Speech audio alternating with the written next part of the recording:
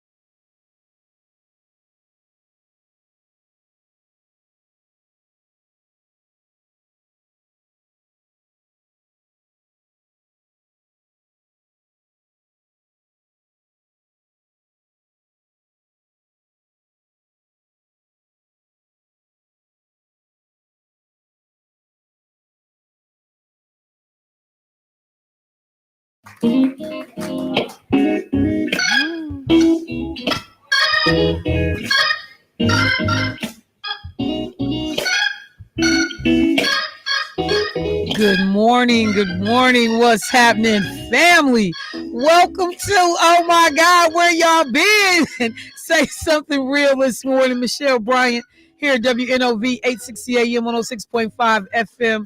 Let me say we apologize. I apologize. Could you sing that for me? Could you sing that for me, D-Wop? Yo, you can't mess with it. Look, he said he can't sing. He got a call. He don't sound good anyway. Um, but for folks that tuned in right away this morning, you didn't hear anything radio silence. We had technical difficulties with the internet since yesterday.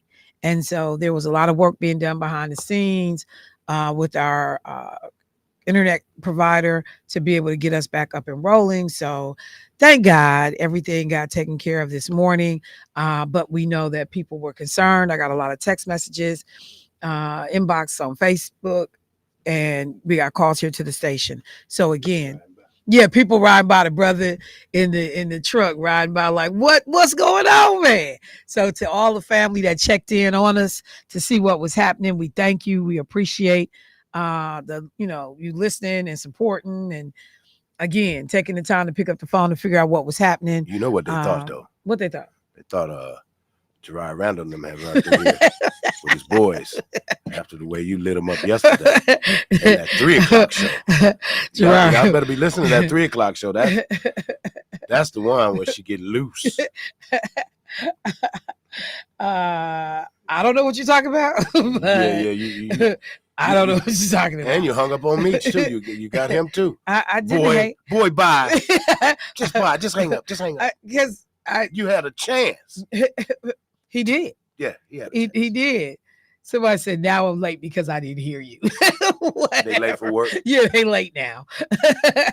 I love personal responsibility. I do. It's such a grand concept. I'm late because you late. I had to give her a ride to work. I can't with black people. I absolutely cannot.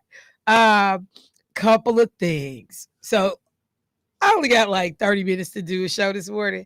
And so this is going to be the best day ever for me because I just been checking, emails. Did you say stealing money? Stealing money. I showed up. Yeah, how was I stealing money? Me and Carby was here. Yeah, stealing money. So how was we stealing? In the broad daylight. Yeah, broad daylight, y'all stealing money.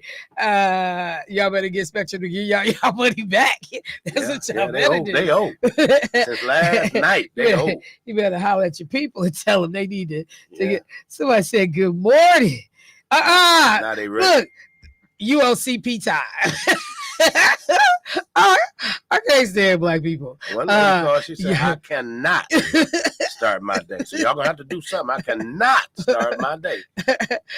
Somebody said to the person who said they was like, that person should make their schedule around your schedule. Yeah, that part. I love the family. I do. But okay, couple of things we're gonna try to make the most of this little half hour we got to knock down some information. First of all, yesterday was a confusing hot mess around the elections that were happening in the 4th Senate District and overall early voting as well. I had a number of people reach out to me yesterday. I need to make sure this morning because we finally got it figured out on the afternoon show. And I want to say how much I appreciate State Representative Lakeisha Myers because she called in and said, look, this is what's happening. So JT was the first person to alert us that I went to go vote, is what he reported. And he got the special election ballot, which was the election to complete the remainder of Lena Taylor's term after she was appointed to the circuit court. And he said, but Michelle, that was the only ballot that was available. And there was only one name on that ballot, State Representative Dora Drake. What's going on? I thought you told us that we could start early voting yesterday. And I told him, I said, you can't. Early voting for the August 13th primary, which is the actual big race. This is for the full 4-year term of the 4th Senate District. I said, early voting did start. So I didn't realize what was happening and wasn't really thinking it all the way through when JT was saying, but they only gave me one ballot. So we keep going. This conversation carries on. And finally, Rep. Myers calls in and she says, look, I was, in and out, but I kind of got the gist of the conversation. So this is what was happening. And this is where I think that the Milwaukee Election Commission just does such a horrible job of educating voters about nuances, special circumstances, and when things are happening. there were people that lived in the 4th Senate District, Senator Taylor's old district, who had to go in and complete the general election from the special election. We had the primary on July 2nd for the special election, and then the general election was happening on July 30th for the special election. If in a regular election, I vote now at Vincent High School. Okay. So yesterday, I would have had to go to Vincent High School to vote in the special election. And then I would have had to go to an early voting location to vote for the August 13th election. So when I left the radio station yesterday, I went right up the street here on 60th and Capitol, and I voted. Love the staff, love the team there. Such professional people, great attitudes when you walk in the door. But I left and went there, and I voted in the special election. In that special election, Tammy Baldwin's name on the ballot, Congresswoman Gwen Moore, both referendum questions on the ballot, the race between Representative Myers and Representative Drake is on the ballot. Then in my district, which is the 12th Assembly District, Representative Myers' seat, there were 5 names on the ballot for her seat. So I voted in that election. The only candidate that has bothered to come talk to me about that race has been Katrina Morrison, who I had in last week. So that's who I voted for. But I like Katrina. I work with Katrina at the state capitol. Real surprised that Brandon Williford, when he was running for county executive, he made his way to the station and appeared, chose not to do that in running for the 12th Assembly seat, at least on my show. I don't know who else's show he may have appeared on, but I'm just real surprised at, how people do stuff. I'm just surprised.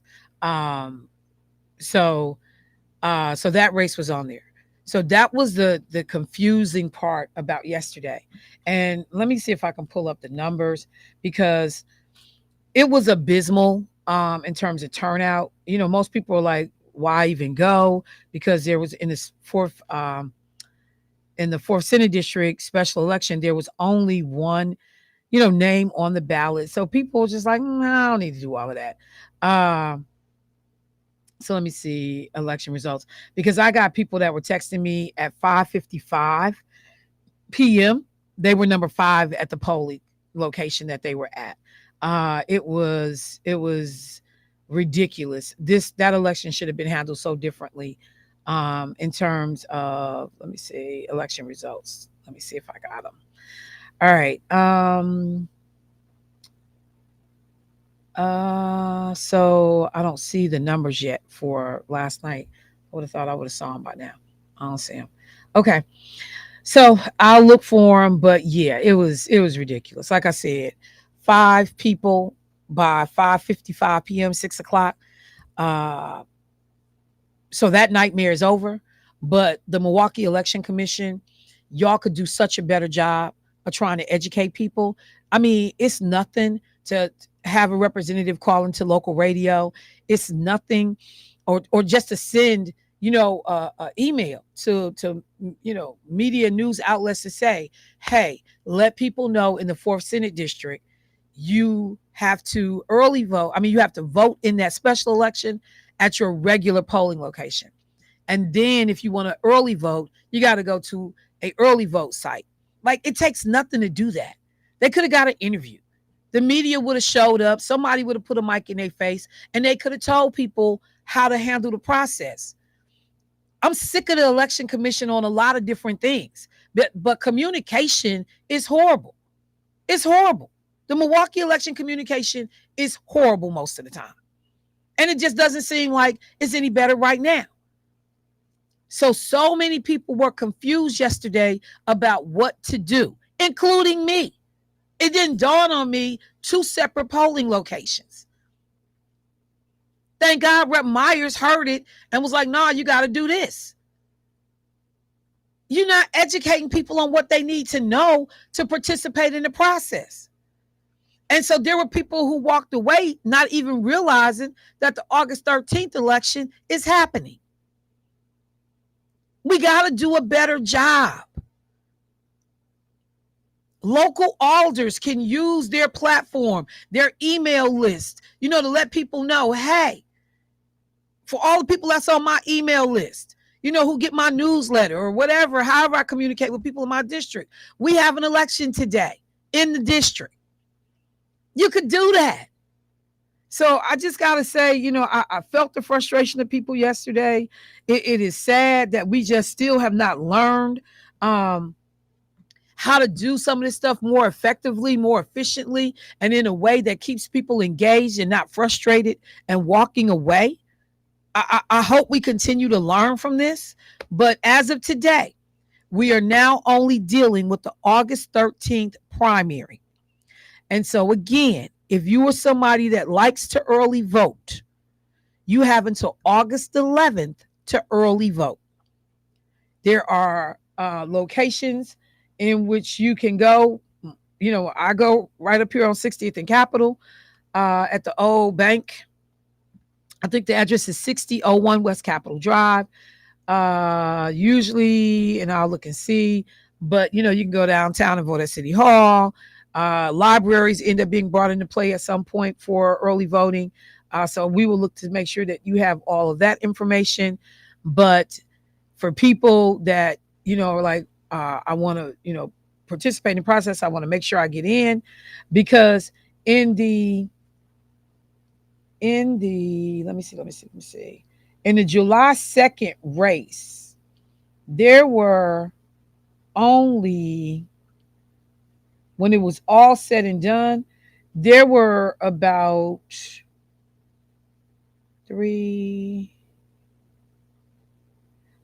800 votes that separated Dora Drake and Lakeisha Myers in that last election. And that's with Dora Drake spending buku money and Lakeisha barely spending any. Like 5 mailers, everybody was like, Jesus, if I get one more mailer, I'm gonna lose my mind. Even with that level of pushing, voter turnout was very low in that July 2nd primary race. August 13th, we getting ready to go into November. We're talking presidential. We're talking, big ticket items on the ballot. And so hopefully people are planning to go vote. You telling your family members we need to be engaged in this process. The energy around the country is off the charts in terms of Kamala Harris now being in the race. I talked about the different constituency groups that have come together. So we've had Black women for Kamala, Black men for Kamala, white women for Kamala, white dudes for Kamala. Like, it's just going off the chain. But I want to play something that I think is becoming even more defining when we start talking about this campaign and what's happening in this election cycle. Debo, can I bring up this clip? All right. It is so good to be back, and I am very clear. The path to the White House runs right through this state. And you all helped us win in 2020, and we're going to do it again in 2024. Our administration worked on the most significant border security bill in decades. Some of the most conservative Republicans in Washington, D.C. supported the bill. Even the Border Patrol endorsed it. It was all set to pass. But at the last minute, Trump directed his allies in the Senate to vote it down. Right. He tanked the bipartisan deal because he thought it would help him win an election. Which goes to show Donald Trump does not care about border security. He only cares about himself. The momentum in this race is shifting. And there are signs that Donald Trump is feeling it. You may have noticed. So last week, you may have seen, he pulled out of the debate in September he had previously agreed to.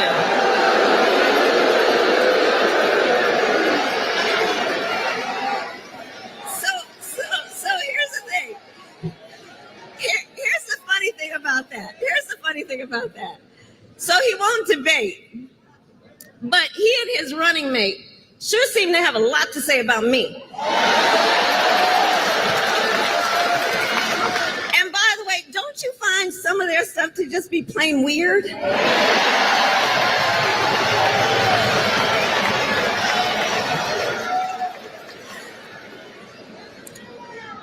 Well, Donald. Okay, so I do hope you'll reconsider to meet me on the debate stage.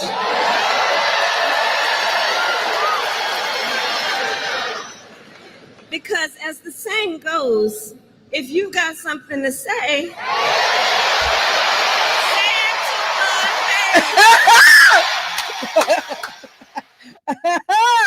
if you got something to say it to my face.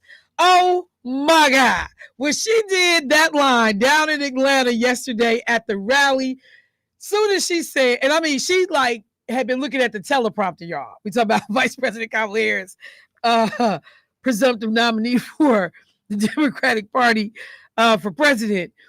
When she had been talking, she had been looking at the teleprompter and she was making a lot of her remarks. When she got to this piece, she stopped. She looked dead in the camera. Dead in the camera. Yeah, hope you will debate me. Hope you'll show up. But if you got something to say, you got to look at the audience behind VP Harris. You got to look at the audience because you see all them sisters in the audience and they heads start nodding up and down before she even get it out. Say it to my face. I was like, oh my God. When I tell you where this sister, people had talked about when she ran the first time for president, she had seemed like she couldn't get her footing, couldn't find her voice. I heard, a lot of the different things and had my own concerns, as she was trying to navigate her way. But when I tell you Kamala is here for the party, Kamala is ready for the game. Oh my God. If you have something to say, and people say, she ain't one of us. Oh, that's the blackest mess you could say right there. That's the blackest. What I would say, sugar honey iced tea, you can say. That's some sister shit right there. Ooh, did I do that? It don't get no blacker than if you got something to say it to my face. Right. And that's the thing that I say, even sit here at this mic with all these sorry elected officials and candidates who don't want to come through this way. You got something to say, but you ain't willing to go say it where you ought to say it and where you need to say it. You just want to bypass people, bypass constituents, and, make it easy on yourself. Half of the deal about being in politics is the ability to be able to debate the issues. If I'm telling you, I want to represent you and be your voice, but I'm scared to go here, or I refuse to go there, or I don't like this, or I don't like that. Because that's what Donald Trump is doing right now. He's scared to debate her. He's scared because without fail, he already know she got the upper hand coming in the building. Prosecutor, convicted felon. Not 3-4 years old, you've been out of jail and on paper and you done built your life back and you doing great. Not that person with a felony. We ain't talking about that dude or that woman. We talking about just off the boat convicted felon. Waiting to be sentenced convicted felon. Like you in the sentencing phase, they are doing a sentencing document on you right now to decide what kind of punishment you're going to get for these 34 convictions. So for the people that got felonies like Michelle, I'm a little offended. I ain't talking about you. I'm not talking about you. You done did your time. You done figured it out. You back on track. He is losing coming in the building. He don't want that smoke. He does not want to talk to Kamala Harris because without fail, she going straight for his throat, straight for the jugular. Yeah, I'm having a hard time wrapping my head around the fact that an individual with 34 felony convictions and other charges and cases pending. Yeah. Why we talking? Why you on the debate stage? Oh, wait, you want to be the law and order president, but you break the law at every possible, opportunity? Y'all the law and order party, but y'all boy then got told he can't operate a charity in New York for 10 years because he was stealing the money from the charity? Like, what? Tax fraud. What? He don't want it. He don't want it. But you standing there with the FBI surrounding you, talking about fight. But you scared to go get on a debate stage and holler at Kamala Harris about your past 4-year record and what you want to do in the future. And all the nonsense that's occurred while you was out of office. See, that's the part that drives me crazy. Don't say you want to be in this arena, and then when you're called upon to show up in the arena, you back out. You come up with excuses for not participating. I don't like so-and-so, so I ain't got to talk to them. I want to go to Fox. I don't want to be on ABC. I want to go where it's friendly. I want to go where it's safe. Stay safely at the house. But he didn't anticipate. He wanted to go against that old man. I mean, but you were selling wolf tickets like you wanted the old man out the race. Yeah. If you listen to him, Joe needs to go. He's old. He can't do it. So that people like, okay, they acquiesce. Joe's out. Kamala's in. Now what, partner? Well, he didn't think that it would really happen. Of course not. Yeah. But you know what people say? Be careful what you ask for. And certainly he didn't think that the party would embrace Kamala the way they have, and the people. I mean, literally, and I want to be clear, because this wasn't, locked in stone. It wasn't automatic that it was going to unfold the way it did. Right. There were people waiting in the wings that was considering themselves whether or not they was going to run, and people trying to push other people to do an open process. They've even talked about Barack Obama had said that he wanted to see some type of open process, right, and not just that Kamala be anointed, the heir apparent to the nomination. But at some point, people realize we don't need no messy infighting. We got 100 days to get this together. And if we got to go through 20, 30 of them days trying to figure out who our nominee is going to be, tearing each other down and airing party dirt in the process, we gonna mess this opportunity up. So people began to quickly galvanize and get behind Kamala Harris. Some of this is also about strategy, because we don't need to be in the throes of a fight and eating up precious time that we can be raising money, getting our message out about our candidate. And so it was people that had to fall back on who they wanted to challenge Kamala for this position. Like when I say the stars have lined up for this sister, the stars have lined up for this sister, because there was other people who definitely was coming for that seat, was coming for that nomination. But the current winds that we are in wouldn't allow it, because we had to move quickly, strike while the iron was hot, We couldn't afford to lose no airtime in between Biden's announcement and who the nominee presumptively was going to be.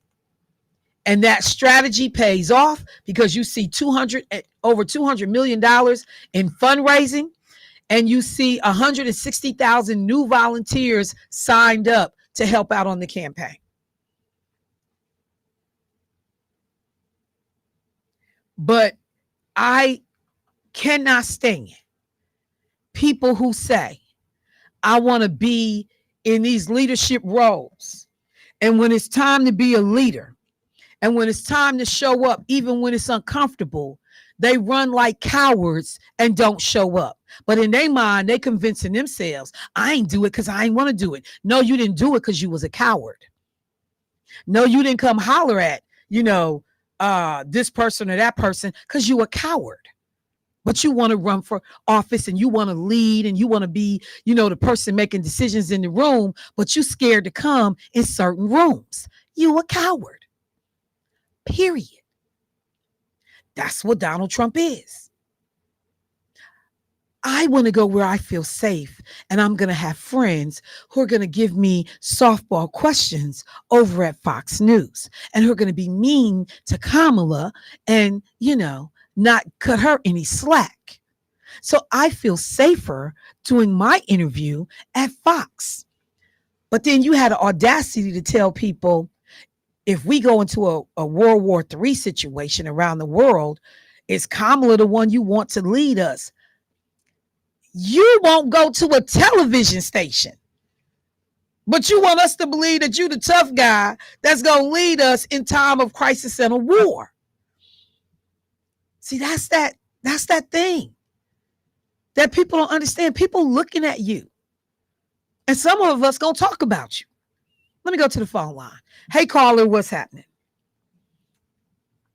Hello. Hold on. Hi, good morning. Good morning. Michelle, can I stop by the station and get an excuse for work? I am so behind today. My God. My question is, two questions really quick. Yes, ma'am. If I go to that campaign office on Lisbon, can I buy merch there? Because as far as volunteering, they got already enough people sending out those text messages. So I'm like, if I give and can get a long sleeve T-shirt, would that suffice?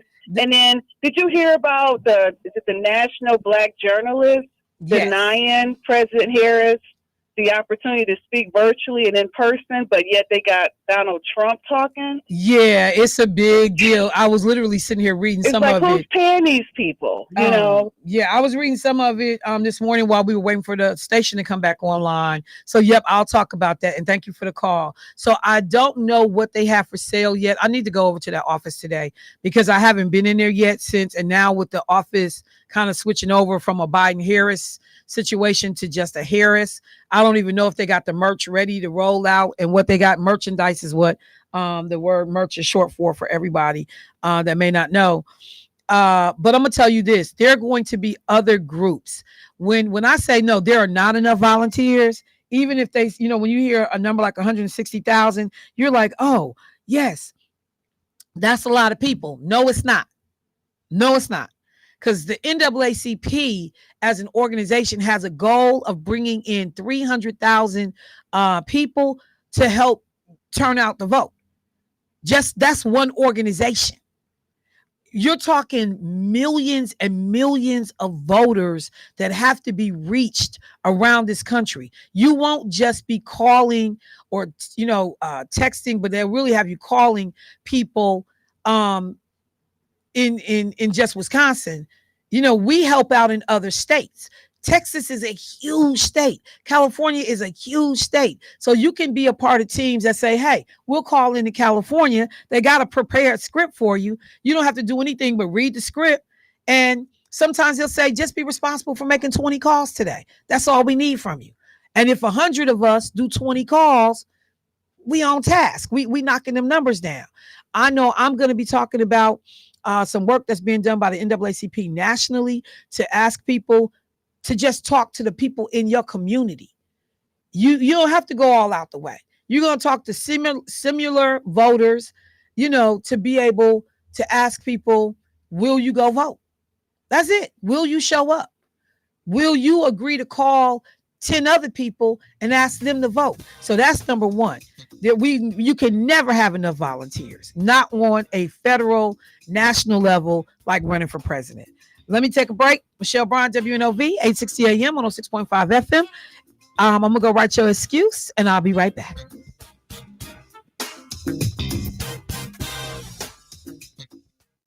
I want to learn how to cook, but I keep ordering takeout.